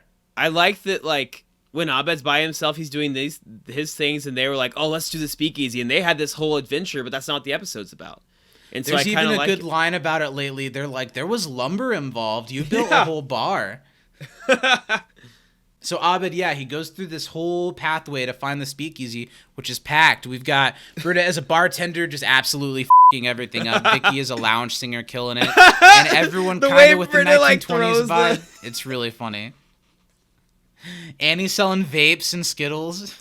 I liked the line. There were some good moments here that remembered the heart of Shirley's character. Mm-hmm. When they're like, I like how we're doing this to save Shirley's, but Shirley would hate this if she knew we were doing this. Yeah, there's a picture of Shirley right behind Abed right there. An absolutely frame. pointless Nathan Fillion cameo in this episode. Yeah. I love Nathan for you. The bane of my existence. You said that to Joel McHale, and he said no. I know. I was like, he'll know it's a joke. And he was like, I don't know if that was the problem. I should have brought up Castle, right? I like watching stuff in the background of the speakeasy, like Garrett playing the stand-up bass. Mm-hmm. Eric Charles Nielsen got a good week. He got to do a lot of different Yeah, he things in did. this one. Well, there's more time now. They get more action. This And less montage is main also really characters. funny. It is funny. It kind of reminds me of the Jeff and Abed Get Drunk episode from season 1. And the setting is really cool and colorful. The costumes are cool. Everyone calling each other a dirty rat, and then Britta being like not good at that. All worked pretty well for me. This is a show, Abed yelling, cutting to him hungover at work the next day. I will say I'm normally not into the characters hooking up, especially Jeff and Britta sometimes. Did they but hook there up? was but there was a moment where their faces were close to each other, and I was like, I'm here for that. Yeah, I That's think that's hot. fine. I didn't almost talk. I saw it a lot more as like drunk people yelling at each other. And That's what it was, but it just made my mind be like, I'd be okay in this with instance. being that close to either of those people. Yeah. Is this when they get caught? Abed's working. I like Frankie's like, Abed, are you okay? Diane said that a couple of your emails were a A little little shaky. shaky. His job's just to email Diane all day, and I think that's really funny. Abed says, yeah, I'll take an early lunch, and goes right back to the speakeasy to get day drunk. And is this when they get caught? When Frankie follows Oh, yeah, it them in? is. Just as Abed's trying to explain that Frankie isn't that bad and that they'd like her if they gave her a chance, She storms in a way that I think is like 2 steps forward, 2 steps back on both of those things. She proves in this moment that she can, just like with Abed, how he can be like, if you need to do a montage, okay, but email. She's going to be like, okay, if you need to do a speakeasy, I'll get a bunch of people to dress up like cops and raid you, but this has to stop. You know what I mean? Yeah, it's She's so showing funny. that she can play with them and help them at the same time. And the carrot is This is what you guys perfect in that want? they kind of hide the guy in the carrot costume for a while until Jeff calls it out. Why is that guy a carrot? Because they ran out. Who tattled? And then it's so funny. She's like, in what world do you see this as something that needs... Look at how many people are there. They built the bar in a school. There was lumber involved. There's dozens of people down there. And they think she wouldn't notice. But she's smart. She's like, but you can have it because it keeps you guys contained. And it keeps you here in one issue. But this is when maybe she infantilizes Abed a little bit. Talking about Abed deserves better. Kind of talking down to him like he's a kid in that moment.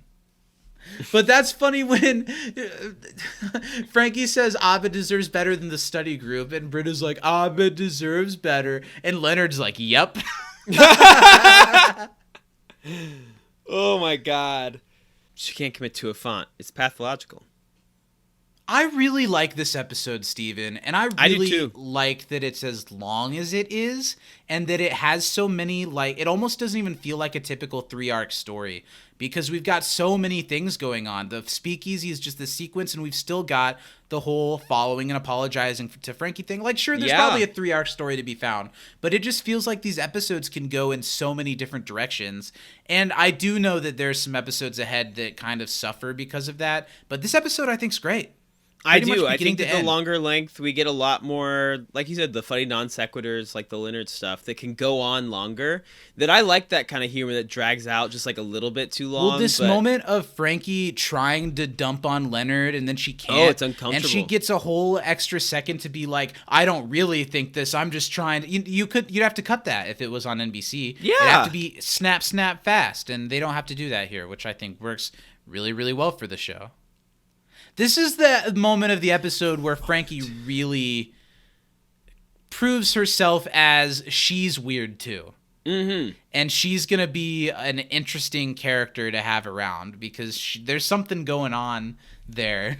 Calling someone a living here. fart from the butt of a lesser god is so funny. And I'm better than this. And so she storms off. She says she's better than it. And she runs off, but nobody cares because now we can all get trashed. And then it's another great moment. This Of drunk just everyone montage just is getting awesome. drunk. And I'm high as hell. And this you're about to get episode does shot. a better job than the show ever did at making it look like a full, busy Yeah. college campus. Like, this is a riot. It looks like a riot. And all the different demographics of people, all of these extras doing all of these different things. They did not have this money last season. No! This is great. They said everyone's getting paid.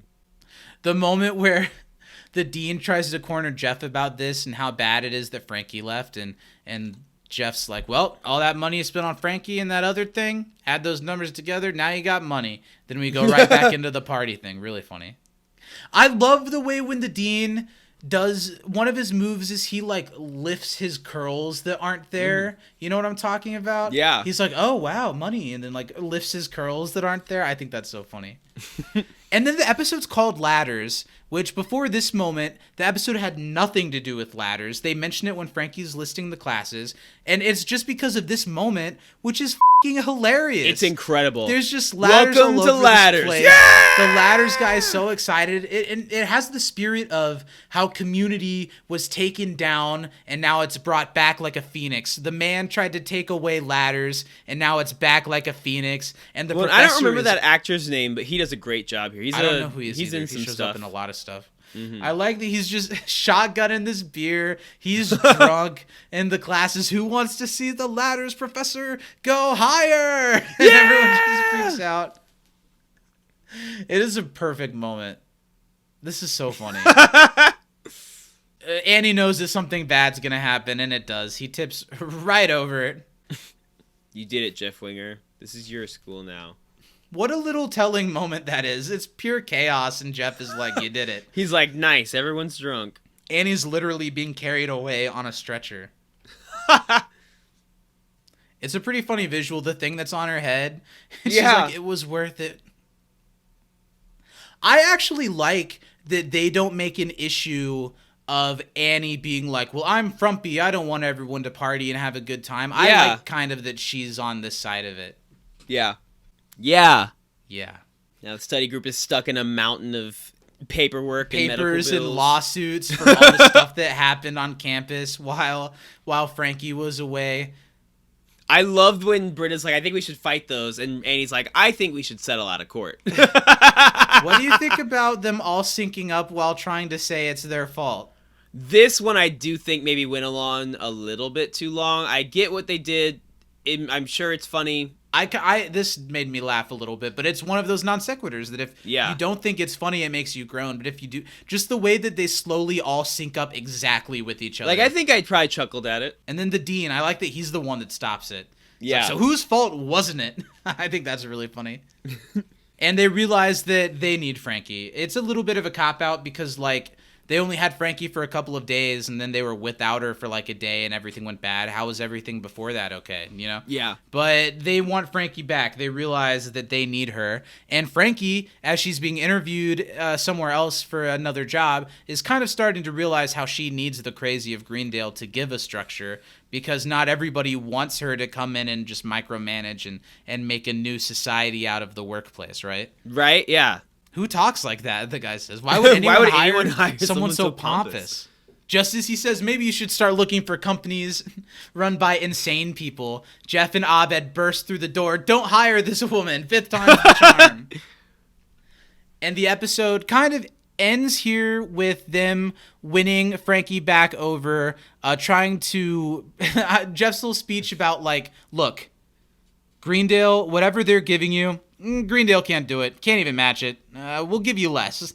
It's a really funny joke, and Joel delivers it really well. I like that this episode goes away from a lot of the things you'd typically expect out of a Community season premiere. There's no Jeff speech. There's no aren't you glad we're a family. It's all about this new character, and I do kind of like that. In the last few seasons, the first episode has been Jeff being in darkness and like it being really broody. And Jeff's still an alcoholic here probably, but it's not like broody and dark. It's like, all right, let's have a good old-fashioned school mess around.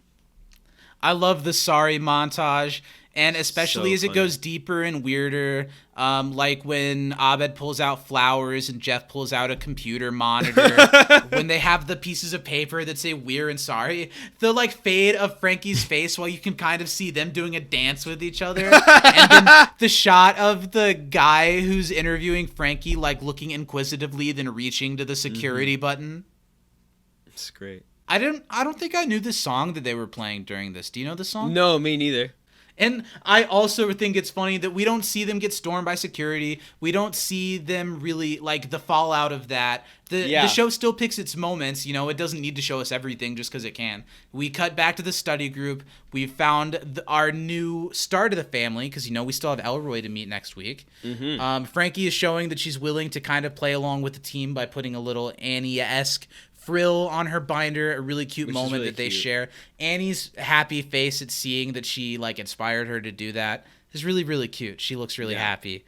And it's a nice ending to the episode. Yeah, I like the ending of this. It's nice. But then there's this non sequitur of Garrett villainously staring at them. And then it like cuts to a side shot outside where we see Leonard in the distance staring at Garrett, staring at them, and it picks up. When I remember watching this, it feels like they're announcing that like Garrett's gonna be the villain of this season.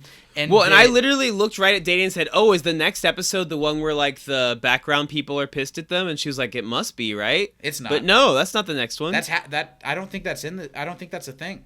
No? I mean, maybe it is. I don't remember.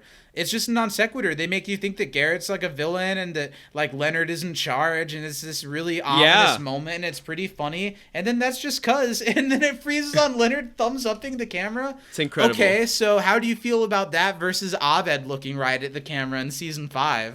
I prefer it when it's Leonard because Leonard knows what's up. Well, I feel like 90 whatever year old Richard Erdman, it's pretty tough to get him to look anywhere but the camera. So Yeah. just let it happen.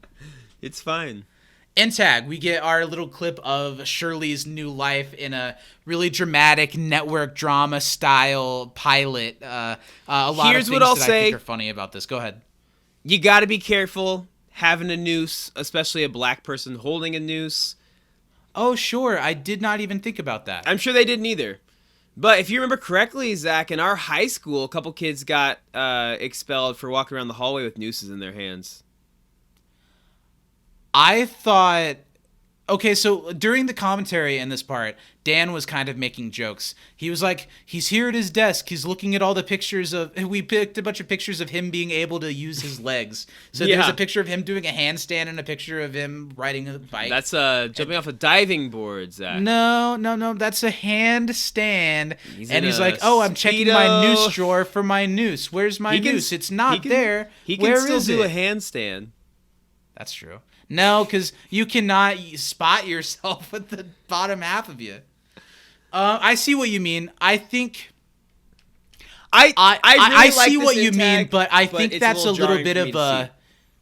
That's a little bit more of a like conspiratorial thing than like What the literal f- is that blackface. conspiratorial? No. I'm not. I'm talking about the footage in Community evoking that image. I'm saying putting that on that image of Shirley holding a noose is a little conspiratorial. I don't know. I think a noose is pretty universally for Sure. lynching someone more so than for committing suicide. Well, Most people don't and have I'll be ropes. willing to say that I am of a different culture, and Sure. I've never seen it that way, and that's my thing. I always like label it with suicide. And that's because like my whole life I always associate Yeah. it with lynching. So you just I- gotta. I That's can the s- only thing is it's every time I see one, it's a very jarring thing for me because of that reason. So it's a personal thing for you, and not to say that it's not a personal thing for millions of people like you. I've never thought about that. That makes sense. Do you think it's something that is widespread enough that they should have been more sensitive about, that they should have like caught, or do you? I think it's pretty widespread.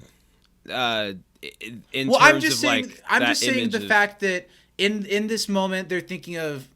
Let's say they're not even thinking of like Shirley being a black woman. It's all about her catching her boss trying to. Well, they would never think of Shirley being anything, Right, Zach. anything, right. That's how I know it wasn't intentional. I hope the conversation we're having right now comes across as I'm talking out of my ass. I'm not trying to say anything. I'm trying to I don't know. I think it's an interesting conversation to have, and I'm not speaking from any type of experience. Yeah, I think you got to be careful though when It's you're going that to have Shirley something like like opened that. the drawer, caught the noose, took it so he couldn't kill himself, and then comes back and is like, "What's this? I found this."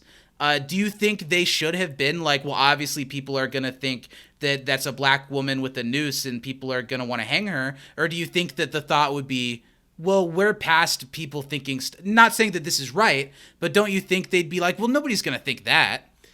I'm just saying in 2015, the year this came out, people walked around our high school holding nooses Yeah. and got expelled. So Yeah. I don't think it was like a that's dead type thing. I think they just didn't think about it because the writer's room is probably all white people, so they wouldn't I don't think that's oh, true, that's an but I know image what you're that saying. You would think evoke. that this is something that someone should have been like, we shouldn't do that. I think they should have either Not should have had been a little Shirley more come in aware. holding it, or have it be or like a have gun. Shirley come in and say, "What the hell is this?" Yeah. and him be like, "No, it's for me, not you." Then that would be funny. Whoa, oh, But- so now I'm on a different page. You think they're implying that it's for Shirley at in a No, point? they're implying it's for him. Yeah. Yes, but I'm saying Shirley would see it and think, "Why the f*** does this white man have a noose in his Yeah. drawer?" You think that Shirley thinks that he's gonna hang her? No.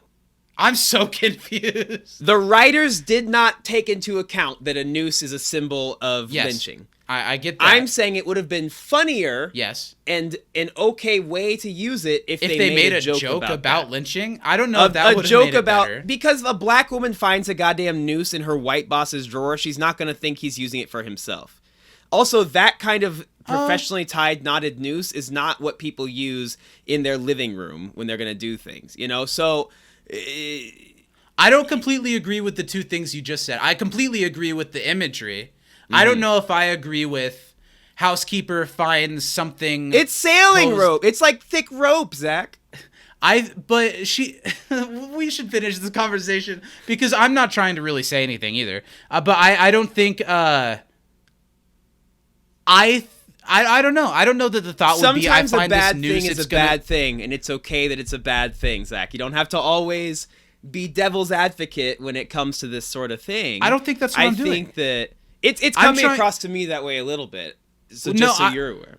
I just don't think, okay, and I'm fine with coming across whatever way because I hope it's clear that I don't mean anything. I'm just trying to have a conversation. I think that it's a little, I don't know that the go-to would be that Shirley finds Noose and be like, is he going to hang me with this? I think mean, a it'd be black like, person finds a bed sheet with eyes poked out. my They don't think ghosts. depressed, they think KKK, paralyzed Zach. boss might be trying to kill himself. Okay, did you hear the thing I just said, though, with the No. sheet?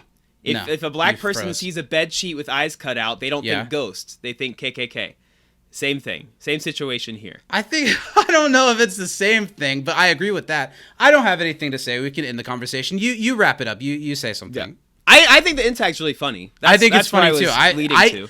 What my big point is that I would never, ever, ever even think of something like that. So it's just interesting to me. Yeah. And that was the very first thing I thought when Yeah, I saw it. So well, was like, I can ooh. see that, but I just that type of thing never comes to my head. What do you Yeah. think? Do we keep that whole conversation? Do I trim it down? We can keep it. I'm fine with whatever. Whenever it Yeah. comes to something like that, I'm more worried about you being comfortable. No, yeah, I think we can keep it. Yeah, okay. Do you feel a need to put a pin on anything or a need to put a pin on the... what do we say now? No, yeah, I think what's funny is that this whole time that they're still like being in like the NBC like drama. I of it all. loved that Yeah. they literally put the NBC logo on screen. So and they're not funny. on NBC They anymore. are not. Do I You're need to too busy apologize to solving you, Steven? murders I'm sorry to if I get- came off a certain way to you. I'm sorry. That's okay. Yeah. It's all good in the hood. I just think hanging people's good, no matter what color you are. I think a noose is a noose. No matter who's. So it's like a Dr. Seuss thing. Yeah. A noose is a noose, Yeah. no matter who's in it. I choose color blindness. No matter not gonna- whose noose. Oh my god. The noose is for use. The noose is for use. But that is really interesting to me, just to, I don't know, imagery and how it, because I'm very sensitive to suicide issues. Yeah. So like if I see a razor blade, Sure. or if I see, so I'm very susceptible to where I would be more likely to be like, I just don't think they should show a noose because the idea of someone hanging themselves, I always think someone hanging themselves. I think that I don't know, interesting. A noose is a really interesting choice. Because, like, to tie a noose, you need, like, thick rope, and you need to then tie it in a very specific way that unless you're a sailor or Yeah. a Klansman, you don't know how to Yeah, do. I'm just saying, like, That's different than just tying a knot. That is a symbolism noose. completely aside, why the joke would be a noose? Why it couldn't? Why that's funny? Well, here's the real joke of it all. Yeah. He's in a fucking wheelchair. He can't reach anything. On he the can't hang ceiling. himself. Yeah, that's the Was he joke. gonna pull himself up? Yeah, that is the joke. Yeah. Interesting. The joke is it was 2015. You could still joke about suicide on Yahoo screen and be okay. Well, look, let's wrap this up, dude. It's a 2-hour podcast. We spent this whole episode.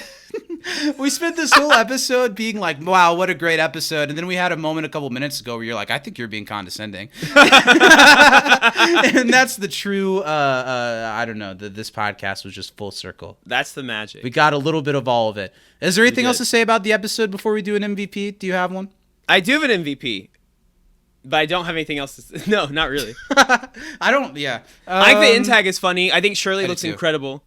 And it sucks that this is the most Shirley we've gotten in like 2 seasons. So, you know. That's a good point. Even the episodes that have had like Shirley Island and yeah. Mm-hmm. Yeah. She does look incredible. Yeah. Now the true story was she Yeah. she truly was going to take care of her dad, right? Yeah, her father who needed more full time. But and this is all hearsay. I would this is me. I've got to think that if she wanted to be there, she could have been there. Mm-hmm. A lot of it had to do with the long hours. They're working like 15 hours a day. Yeah. And it's hard. But I'm sure a conversation could have been had of her being like, can I not work that much so I can take care of my sick father? I feel like there had to be more frustration in it than that. Well, I'd be pissed if Nobody's I was ever on a said show anything like that that. That's just my thought. continuously like made jokes about how I wasn't featured, even though I'm supposed to be just as important a character as the rest of the people. Yeah. While other characters are being introduced and giving more stuff. They literally just sent her to McDonald's for an episode last season. And Annie. And Annie, yeah. So who's your MVP? Honorable mention to Frankie, but I got to give it to Abed this week. I think it's a terrific Abed episode. I got to give it to Abed too. Honorable mention to Frankie. And who else did I write down as an honorable mention? The Dean. I even think the Dean had a really good episode. Dean was really funny this but episode. But this was what I want to see out of Abed, especially in a post-Troy episode. Oh, yeah. I think Abed's great. I think so too. Well, let's clean up this Abed, you get the kisses on your cheeks this week. Let's see who gets to feel our pursed lips next week. Oof. I have a feeling it's going to be... Is that what they get? Because I don't think they'd want that. I've been giving it to all of them each time. Well, let's clean up this mess we're in. Let's wrap this thing up. This was a lot of fun. It was. Season 6, just like every season of Community is, this is going to be a whole other thing to talk about. I'm looking forward because I have not seen at least probably 2 or 3 episodes at the end of the season, so I'm excited. Well, next week we're going to talk about, every time I forget already, lawnmower repair and postnatal care. And postnatal care. Next week we're talking about that. So send in your trivia, episode MVP, favorite funny moment, can'tdisappointpodcast@gmail.com. You've only got a handful of chances left to be one of the voices on our show, so do that. Also patreon.com/can'tdisappointpodcast. Brokeback Bebop every week, You Can't Dis a Pre-Show every week, and all kinds of other stuff. I feel like it's starting to get to the point where our patrons, we have a cute little connection with our patrons. I know. We like to hold their hand, play a little patty cake, share a nice cupcake every Thursday evening. Mm-hmm. It's nice. Steven, where else can the people find us? You know, if you really want to get down and dirty, you can come and follow us over on Twitter over at You Can't Dis a Pod. We're also on Instagram under the name Can't Disappoint Podcast. If you really want to get the full Monty, and if you like seeing videos every once in a while, go check out our most recent season 5 roundtable if you listen to it and you just want to hear it again. Stunning Zoom video. Ooh, yeah. Is that HD? Almost. No. You can find us over on YouTube and Facebook under the whole name of the show, You Can't Disappoint a Podcast. Yes. Well, from inside the Dreamatorium, Black Lives Matter, make sure you're choosing racially inclusive weapons of mass destruction. I'm Zach. I'm Steven. And we'll see you next week. Love ya. Bye. Woo! I'm as high as hell, and you're about to get shot. I'm as high as hell, and you're about to get shot. I'm as high as hell, and you're about to get shot. The police and the devil can't touch my God.